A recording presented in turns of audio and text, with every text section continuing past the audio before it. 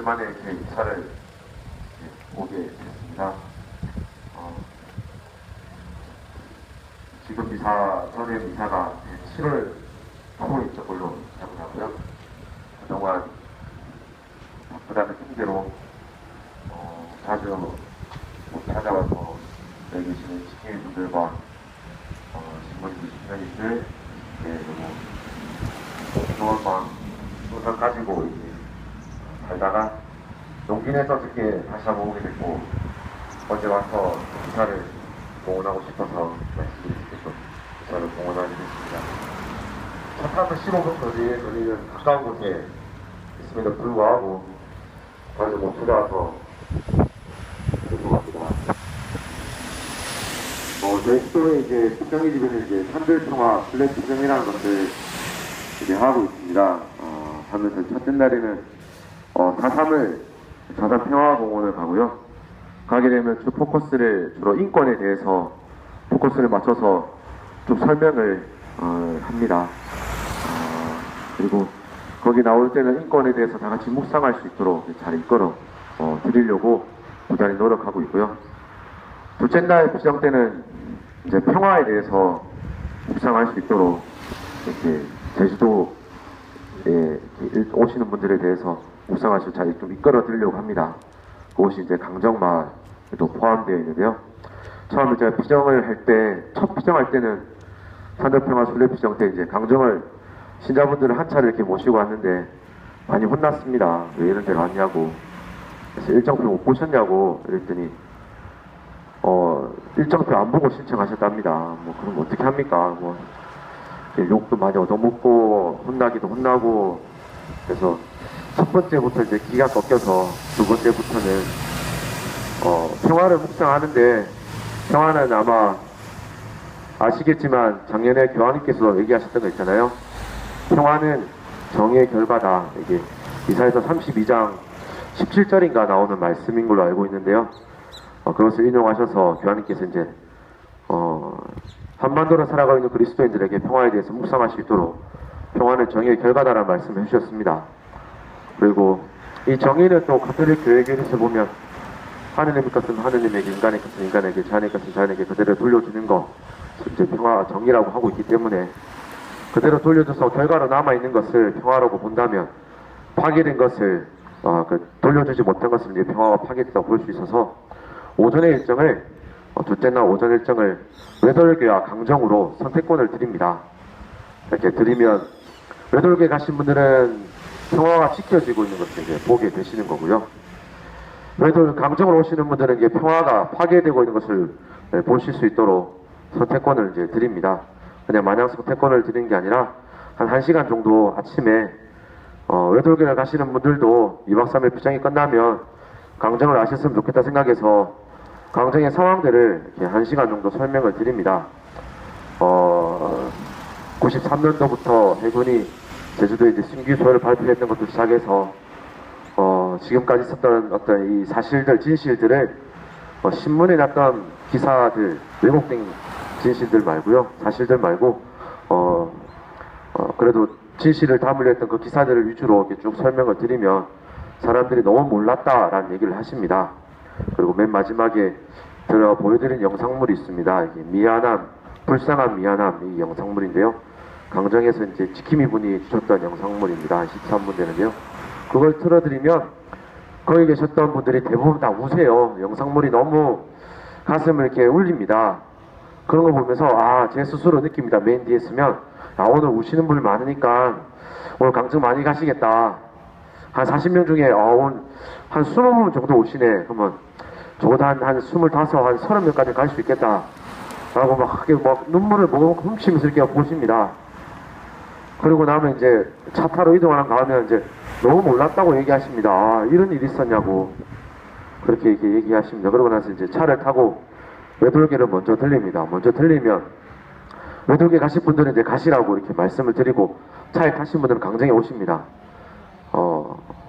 그러면 한 5분 남고 내리시는 경우도 있습니다.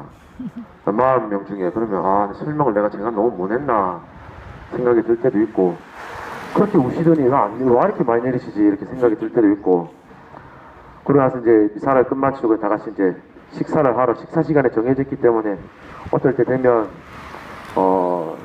묵주기도 하다 가기도 하고 퍼포먼스 평화에 몸짓하다가 가기도 하고 뭐 그러는데요. 여러분 기자분들이 몰랐다 현장을 봤더니 진짜 몰랐다는 얘기도 하시고 외돌길에 다쳤던 분들도 자신이 걸으시면서 강정에 갈 거라고 후회도 하시기도 하고 오늘 어머니 모시고 와서 강정 못 갔습니다라는 얘기도 해주시기도 하면서 하시는 말씀들이 대부분 몰랐다라는 말씀을 굉장히 많이 하세요. 교회 공식적 한국교회 공식적 입장이 분명히 2011년도 12년도에 나왔음에도 불구하고 계속적으로 2007년도에도 발표하고 교회 공식적 입장들이 많이 나왔음에도 불구하고 교회는 미사 중간에 사제들은 그것을 얘기하지 않는다는 생각이 참으로 많이 들었습니다. 불편한 얘기들을 하지 않는 것이겠죠. 교회도 얘기하지 않는 것이고, 그리고 어떤 신자분들은 그런 얘기합니다. 다 지어졌는데 거의 다 지어졌는데 뭐 한다고 그거 계속 합니까? 라고 물어봅니다. 그걸 이제 그런 얘기들 이제 비전 끝나고 나면 제 식탁에서 아침에 수협 들어가는 오늘 비전 어땠냐 물어보고 이런 얘기 나왔습니다. 저런 얘기 나왔습니다. 이렇게 얘기하면 사장님 이번에도 그거 왜 가냐고 다 지어졌는데 왜 가냐고 그거 와 그러냐고 이렇게 얘기합니다. 라고 원장님이 그럽니다. 예수님 죽으시고 부활하시는데 그럼 미사는 와노? 이렇게.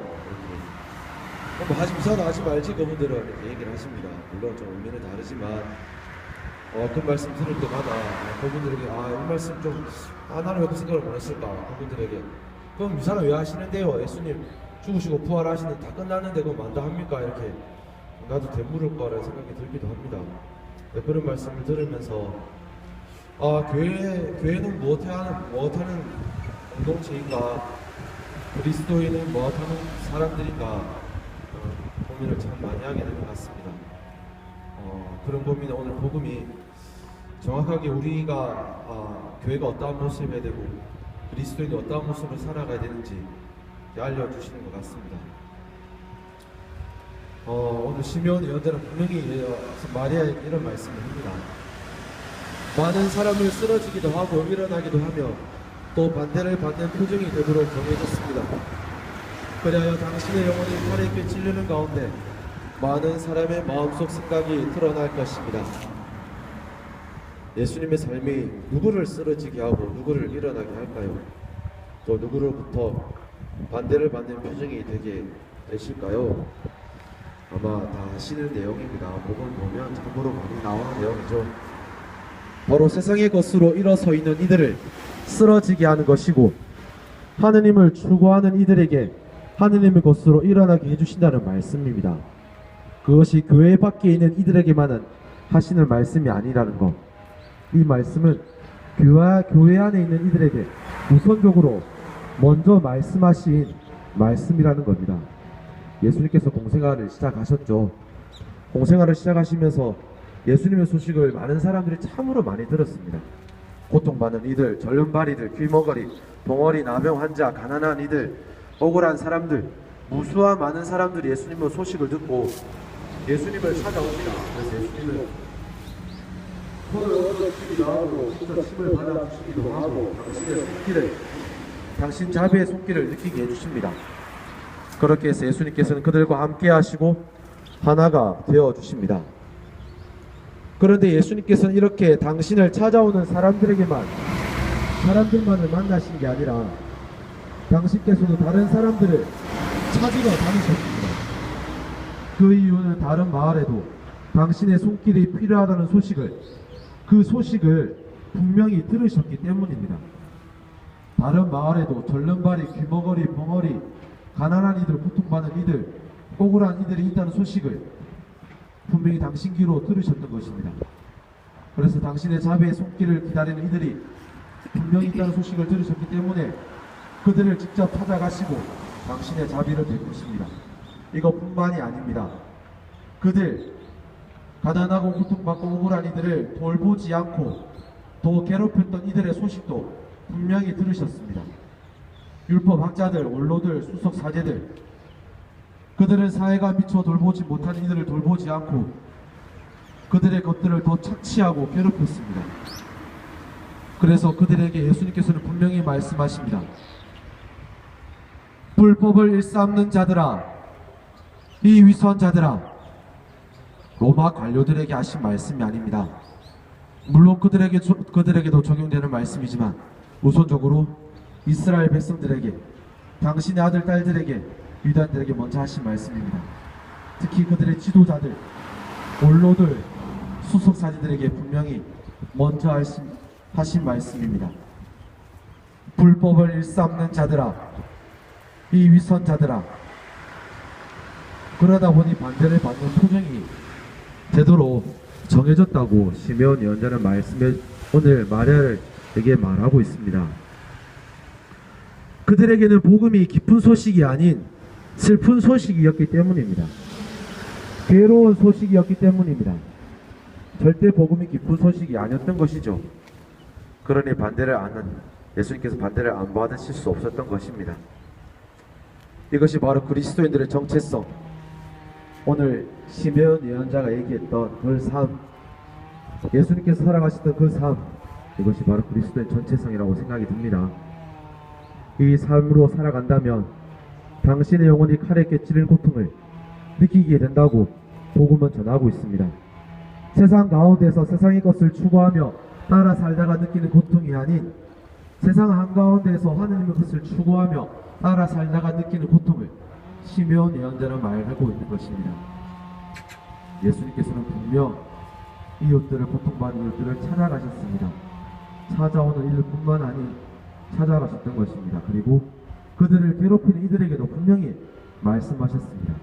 세상에 지극히 관심이 많으셨던 예수님. 어떤 분들은 그럽니다. 성당에 왜 나갑니까? 그러면 내 삶을 잠시 잊을 수 있습니다. 신앙은 내 삶을 격리시키는 것이 신앙이 아닙니다. 라고 종교학자들은 얘기하죠. 예수님을 믿을수록 세상에 더 투신하게 되고 내 삶에 더 투신하게 된다는 것 아마 아실 것입니다. 이것이 교회의 모습이며 그리스도의 삶이라고 오늘 시므온 예언자를 통해서 하나님께서는 말씀해 주시고 있습니다. 김수환 추교님께서 살아계실 때 추운 겨울날 가난한 이들, 소외된 이들 곁에 항상 찾아가시니 어떤 기자가 묻습니다. 왜 이렇게 이런 곳에 오시냐고. 그때 하신 말씀이 오늘 생각납니다. 교회가 있어야 할 자리가 여기라서 오는 거지. 교회가 있어야 할 자리는 사회가 미처 돌보지 못한 이들이 있는 곳이 교회가 있어야 할 자리야. 아멘.